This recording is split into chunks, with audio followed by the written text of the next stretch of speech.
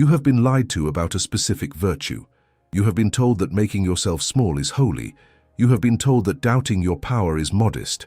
You have been told that humility is what makes you a good person. I am here to tell you that this version of humility is a lie. In fact, the way you are practicing humility right now is not a virtue. It is an insult. It is a direct, violent insult to the God that lives within you. When you look in the mirror and say, "I am just a human," or "I shouldn't ask for too much," you are not being humble. You are being arrogant. You are looking at the Creator, who decided to dwell in your body, and telling him that he made a mistake. You are critiquing God's masterpiece by calling it unworthy. Stop calling your fear humility. Stop calling your smallness virtue. Today, we're going to expose this fake humility for what it really is: blasphemy against your own imagination. It is a direct, violent insult to the God that lives within you. When you look in the mirror and say, "I am unworthy," you are not judging a human. You are judging the Creator who decided to wear that human face. You are looking at the infinite intelligence that spun the galaxies, the power that beats your heart, the imagination that creates reality. And you are looking it in the eye and saying, "You made a mistake. You did a bad job. You chose the wrong vessel." Think about the arrogance of that. Think about the sheer audacity it takes for a human ego, which is nothing but a bundle of memories and fears, to critique the work of God. Because that is what you are doing every single time you doubt your worthiness. You are telling God that he is incompetent. This is why your life feels stuck, not because you are being punished, but because you are standing in direct opposition to your own nature.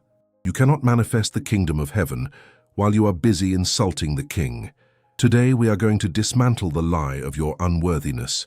We are going to look at the theology of your insecurity, and we are going to prove, logic by logic, spirit by spirit, that your self-doubt is the only sin that exists. And once you see it, really see it, you will never be able to say, "I am not enough" again, without realizing exactly who you are talking to. Let's begin by defining who you actually are, because the root of this insult comes from a case of mistaken identity. When you say, "I am not good enough," who is the I you are talking about? Are you talking about the body, the skin, the bones, the face that ages? Are you talking about your history, the mistakes you made in 2015, the trauma from your childhood, the job you lost? If you think you are that history, then yes, you are limited, you are flawed, you are small. But Neville Goddard taught us something radical, something that is written in every scripture but ignored by almost every religious institution. He taught that the I in you is God, not a metaphor, not a spark, not a servant, God. Your wonderful human imagination is God. The awareness that is looking through your eyes right now is not a biological accident. It is the formless, timeless, infinite awareness that chose to limit itself into the form of you. God became man, so that man may become God. This is the fundamental axiom of the law of assumption. So when you declare "I am poor," you are not describing your bank account. You are defining God. You are taking the name of the Lord in vain. Most people think taking the Lord's name in vain means swearing. It means saying, "Oh my God," when you are angry. That is childish. That is a surface-level interpretation. The name of the Lord is I am. I am that I am. That is the holy name. So to take the name in vain means to use the I am to claim something that is not true of God. God is abundance. So when you say "I am poor," you are taking the name in vain. God is love. So when you say "I am unlovable," you are taking the name in vain. God is power. So when you say "I am weak," you are taking the name in vain. You are taking the creative power of the universe and using it to create a prison. And then you have the audacity to call that prison humility. Do you see the trap? Do you see how deep this goes? Your insecurity is not a psychological problem. It is a theological crisis. You have forgotten who is wearing the mask. Imagine a great king who decides to play the role of a beggar for a day. He puts on ragged clothes, he sits on the street, he asks for coins, but under the rags he knows he is the king. He knows he can stand up at any moment, clap his hands and summon an army. You are the king. But you have been playing the beggar for so long that you have forgotten you can stand up. You have convinced yourself that the rags are your skin. And when someone comes along, like Neville or like this video, and tells you, "Stand up, Your Majesty," You look at them with fear and say, "Who? Me? No, I'm just a beggar. I'm not good enough to be king." That is not humility. That is amnesia. And it is an insult to the crown you are wearing underneath the dirt. But it gets worse. Because this isn't just about how you see yourself. It is about how you treat the desires that are placed in your heart. Let's talk about your desires. The money, the love, the health, the freedom. Where do you think those desires come from? Do you think they come from your ego?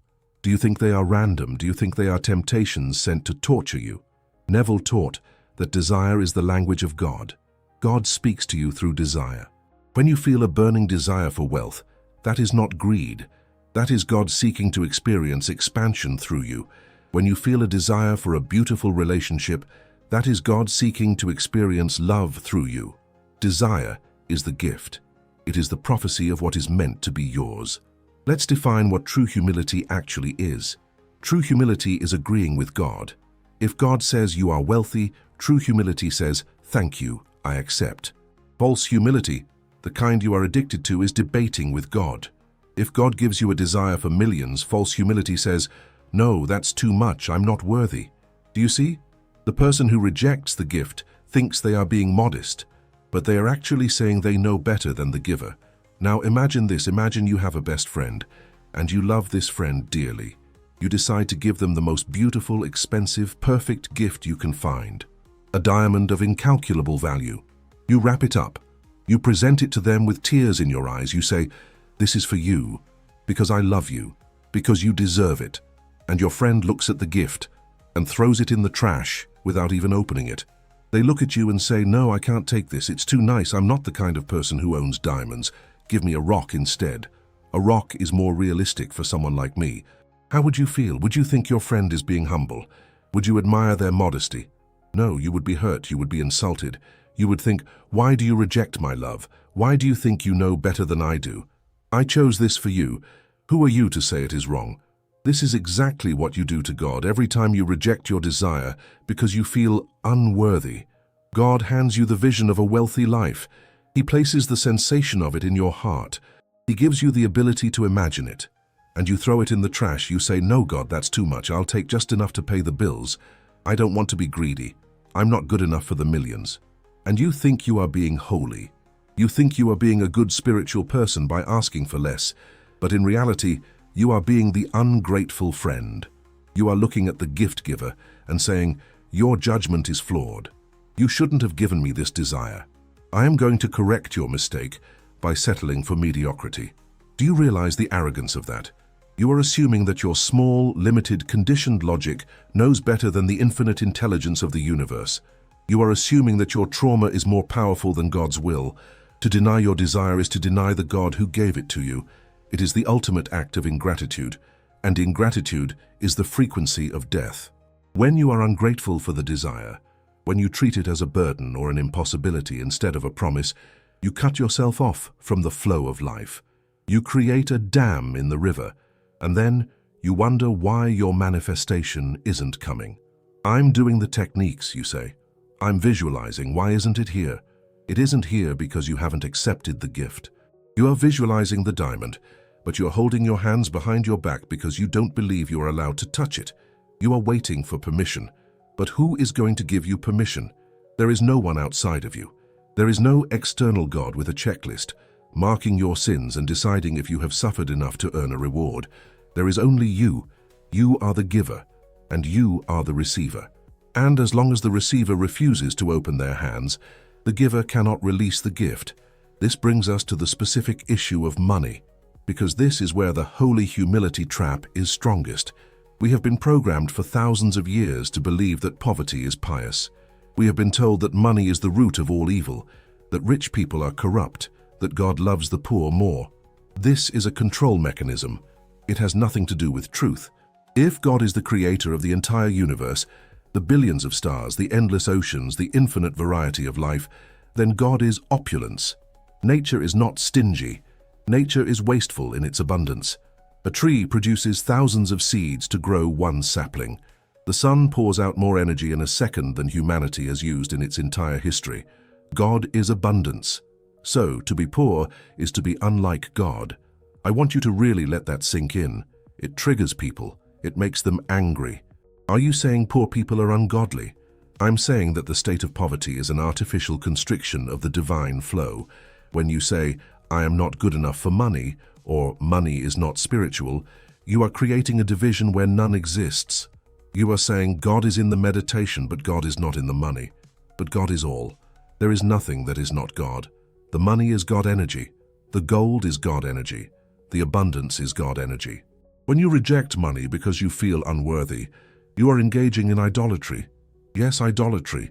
You are placing money on a pedestal above yourself. You are looking at paper bills and digital numbers and saying, this substance is too pure for me. This substance is too high for me.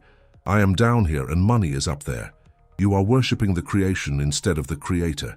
You are making money your master, and you are making yourself its slave. But you are the operant power. You are the source of the value. Money does not make you worthy. You make money valuable. If every human disappeared tomorrow, a stack of $100 bills would just be paper. It would have no value. You are the source of the value. So when you say you are not good enough for the paper, you are flipping the universe upside down. You are bowing to your own tool. It is time to stand up. It is time to stop bowing to the things you created. But why is it so hard? If this is true, if we are God, if desire is a gift, if unworthiness is an insult, why do we cling to it so tightly? Why is it so hard to just let go of the I am not enough story? Because, my friend, suffering is addictive and smallness is safe. We need to talk about the addiction to the cage. Because you aren't staying in the prison of unworthiness, because the door is locked. The door has never been locked. You are staying there because the prison is comfortable. If you are not good enough, you don't have to try. If you are not good enough, you don't have to lead. If you are not good enough, no one expects anything from you. If you are not good enough, you can't be blamed for failing. Unworthiness is the ultimate hiding place. It is a warm blanket of excuses that protects you from the terrifying responsibility of being powerful. To accept that you are God is terrifying. Because if you are God, there is no one else to blame. You can't blame your parents, you can't blame the economy, you can't blame the politicians, you can't even blame the devil. There is only you, and that level of responsibility is heavy. So, the ego creates a brilliant strategy. It says, I know. I'll just say, I'm unworthy. I'll say I'm broken. I'll say I'm damaged goods. Then I can stay small and I won't have to carry the weight of the world. And then it disguises this cowardice as humility. It tells you, look how good you are. You aren't arrogant like those rich people. You know your place. And you buy it. You buy the lie because it lets you sleep at night without facing your own light. Marianne Williamson said it best. Our deepest fear is not that we are inadequate. Our deepest fear is that we are powerful beyond measure. You are not afraid of your darkness, you are afraid of your light, because your light demands that you show up. Your light demands that you stop complaining and start creating. Your light demands that you look at the poverty in your life and say, I did this and now I will undo it. That is the divine audacity we are aiming for. But before we can step into that audacity, we have to look at the mechanism of how this insult reflects in your 3D reality. We have to look at the mirror, because reality has no opinion of you. Reality is just a mirror. And if you walk up to a mirror and scream, I am ugly, the mirror has no choice. It must show you an ugly reflection. Let's go deeper into the specific insult of poverty, because nowhere is this spiritual blasphemy more common than in your relationship with money. You have likely been programmed from the moment you were born to view poverty as a badge of honor. You hear it in church, you hear it in movies, you hear it in the whispers of your family. Money is dirty. Rich people are greedy. It is easier for a camel to go through the eye of a needle than for a rich man to enter heaven.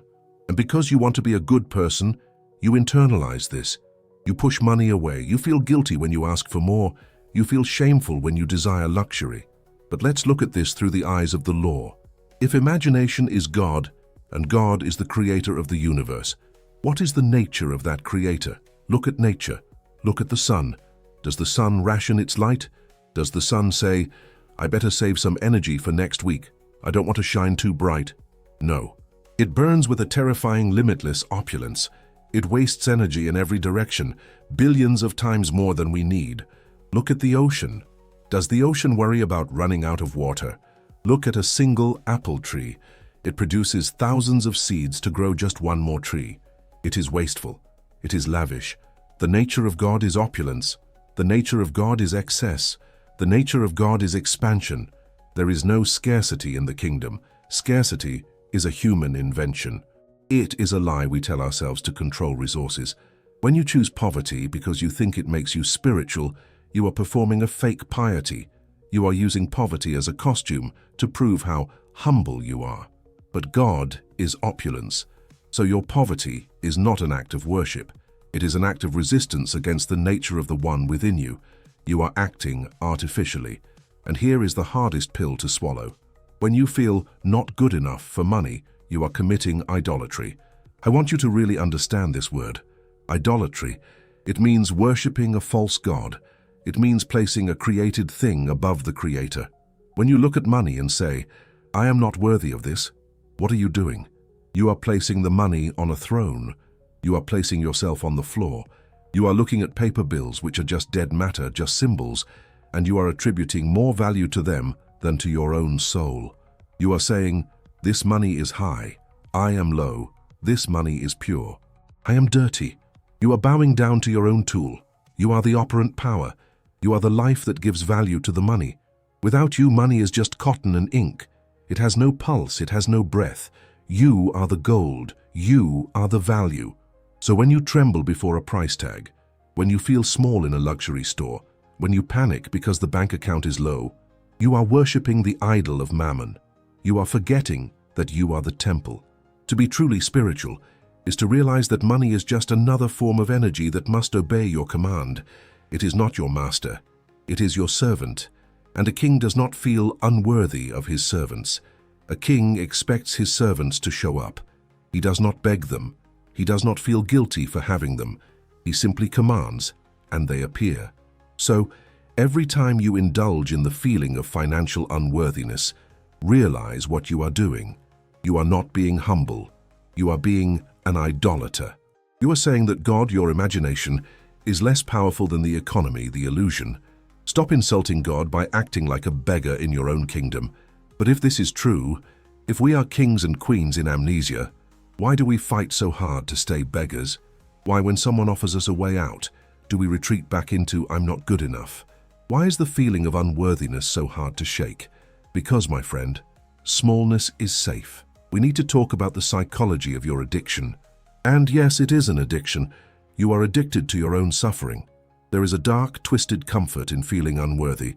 It is a warm blanket that you pull over your head to hide from the world. Think about what unworthiness buys you. If you are not good enough, you don't have to try. If you are not good enough, you don't have to lead. If you are not good enough, no one expects anything from you. If you are not good enough, you can't be blamed when things go wrong. I can't do it, I'm broken. I can't be rich, I have trauma. I can't be loved, I have abandonment issues. Do you hear that? It sounds like sadness, but underneath it is relief. It is the relief of abandoning responsibility. As long as you are the victim, you are innocent. As long as you are the victim, the world owes you something. As long as you are the victim, you don't have to face the terrifying power of your own mind. Marianne Williamson wrote, "Our deepest fear is not that we are inadequate. Our deepest fear is that we are powerful beyond measure. You are not afraid of your darkness. You are terrified of your light, because light demands something from you. Light demands that you show up. Light demands that you stop complaining and start creating. Light demands that you look at the mess of your life and say, 'I did this. I am the cause, and I will be the cure.' That level of responsibility is heavy. It is the weight of the crown. And most people would rather wear the chains of a slave than the crown of a king, simply because the chains are lighter. The chains come with excuses. The crown comes with dominion. So you build a cage. You build a cage out of your "I am not good enough" stories. You lock yourself inside, and you hand the key to your past, or to your parents, or to society, and you cry, "Look at me, I am trapped. I want to be free." But the door is unlocked. The door has always been unlocked. You stay in the cage because the cage is known, the cage is familiar. Outside the cage is the unknown. Outside the cage is infinite possibility. And to the ego, infinite possibility looks like death. So you cling to your unworthiness. You defend your limitations. You fight anyone who tries to tell you that you are powerful. You say, "You don't understand my pain. You don't know what I've been through." You argue for your limitations. And as the Master said, argue for your limitations, and sure enough, they are yours. This is the hard truth you must face today. You are not unworthy. You are cowardly. You are hiding from your own divinity because it is easier to play small than to stand tall. It is easier to say "I can't" than to say "I am." But the time for hiding is over. You found this video for a reason. You found this channel for a reason. The God in you is tired of sleeping in the cage. It is waking up, and it is demanding that you open the door. But to open the door, you must understand how the mechanism of reality actually works. You need to understand the mirror. You think reality is judging you. You look at your empty bank account and you think, "The universe is punishing me." You look at your lonely bed and you think, "God has decided I am not ready." You think there is an external authority that looks at your worthiness score and decides what you get. This is the biggest lie of all. There is no judge. There is only a mirror. The 3D reality, the world of solid objects and circumstances, is nothing but a reflective surface. It is a neutral mechanical feedback loop. It has no opinion. It has no bias. It has no will of its own. It simply reflects what you are projecting. Imagine you walk up to a physical mirror in your bathroom. You look into the glass and you scream, "I am ugly, I am a failure, I am disgusting." What does the mirror do? Does the mirror say, "Oh, poor thing, that's not true. Here is a beautiful reflection to cheer you up"? No. The mirror reflects a person screaming that they are ugly. It reflects the tears. It reflects the pain. It reflects the ugliness exactly as you presented it. The mirror is compelled to reflect you. It has no choice. God, the universal law, functions exactly the same way. God is the great yes. God does not judge your request. God agrees with your definition. If you say, "I am a failure," God says, "Yes, you are. Here is the evidence." If you say, "I am unworthy of money," God says, "Yes, you are. Here is an unexpected bill to prove it." If you say, "I am always abandoned," God says, "Yes, you are. Here is a text message saying goodbye." God is not punishing you. God is obeying you. If you insult yourself, the universe must insult you back. Not out of malice, but out of precision. If you hate yourself, the world must show you hate. If you value yourself, the world must value you. It is mathematical. It is mechanical. So when you sit there feeling not good enough, you are literally commanding the atoms of your universe to arrange themselves in a pattern that confirms your unworthiness. You are the architect of your own rejection. Every time you indulge in self-pity, you are sending a blueprint to the factory of reality that says, "Make me small, make me poor, make me lonely." And the factory works 24/7 to fulfill your order. Do you see why this humility is so dangerous? Do you see why feeling unworthy is a death sentence for your dreams? You are holding the pen, you are writing the script, and you are writing a tragedy, and then crying because the play is sad. Stop writing the tragedy. The mirror doesn't care if you change the script. It won't argue with you. If you stand up right now, wipe your tears and declare with the fire of 1,000 suns, "I am the power, I am wealth, I am the king." The mirror will not say, "Wait, show me your credentials." The mirror will not say, "But yesterday you were crying." The mirror will simply reflect the king. It might take a moment for the reflection to adjust, what we call the time delay of the 3D, but it must adjust. It has no choice. Because you are the operant power. You are not the reflection. You are the one who stands before the glass. The reflection, your life, has no power over you. You have total power over it, but you have to stop waiting for the reflection to smile first. This is what most people do. They stand in front of the mirror, frowning, and scream, "Smile, smile, damn it. When you smile, then I will smile." And they wait forever. You must smile first. You must accept your worthiness before the money comes. You must accept your divinity before the world bows. You must command the mirror. And to do that, you need something stronger than confidence. You need something stronger than self-esteem. You need divine audacity. So, how do we break the mirror? How do we shatter the addiction to unworthiness? How do we stop insulting God and start expressing Him? We do it through a radical shift in posture.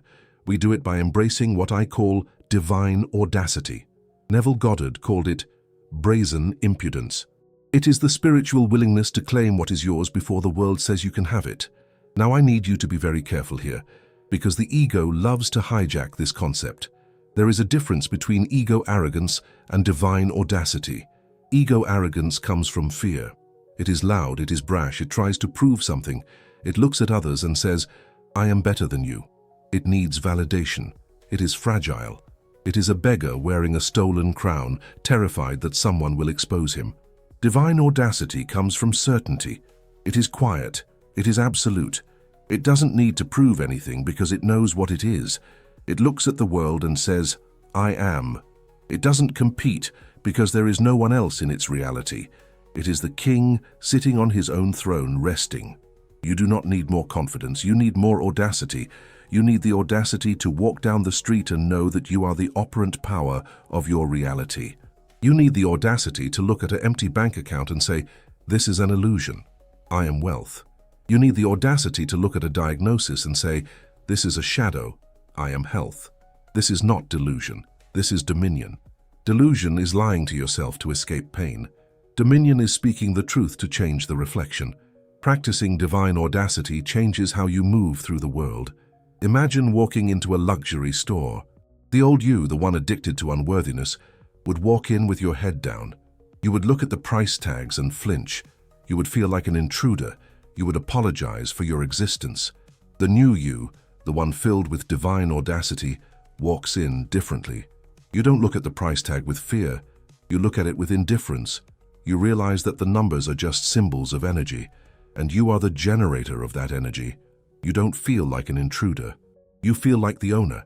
You treat the money not as a master you are trying to please, but as a resource that exists solely to serve your vision. You stop asking, "Can I afford this?" and you start asking, "Do I choose this?" The shift is internal. No one has to know. You don't have to say a word, but the universe feels it. The universe feels the difference between a beggar asking for a crumb and a creator commanding a feast. The beggar waits. The creator assumes. Divine audacity is the refusal to take no for an answer from dead matter. It is the understanding that your imagination is the only God, and therefore, what you imagine must bow to you. It is time to stop apologizing for your desires. It is time to stop asking for permission to be great. Permission is not coming. Permission is taken. Stand up, put on the crown, and dare to walk in the assumption that you are exactly who you want to be right now, with zero evidence to support it. That zero evidence is where faith lives. That is the blank canvas where God paints. But I know there is one final question lingering in the back of your mind. Tipo, I understand this spiritually. My soul is screaming, yes. I want to have this audacity, but my body is shaking. But when I try to hold this high state, my chest tightens, my stomach turns, my heart races. I feel like I'm going to have a panic attack. This is the final barrier. And it is not a spiritual failure. It is a biological capacity issue. We have been talking about channeling the energy of God, the energy of opulence, the energy of infinite power. That is high voltage, and your nervous system is the wire that has to carry that voltage. If you have spent years living in "I am not enough," if you have spent decades in survival mode, trauma and scarcity, why is it so hard to stop being humble? Because your nervous system feels safe when you are small. Arrogance, divine audacity, feels dangerous to a traumatized body. High voltage feels like a threat, so you retreat back to humility because it calms your anxiety. If you are ready to drop the mask of false humility and finally hold the power you were born with, you need to regulate the body that is terrified of its own light. The protocol in the pinned comment is the key to upgrading your nervous system. It is time to stop apologizing for your existence. Stop being humble. Start being God.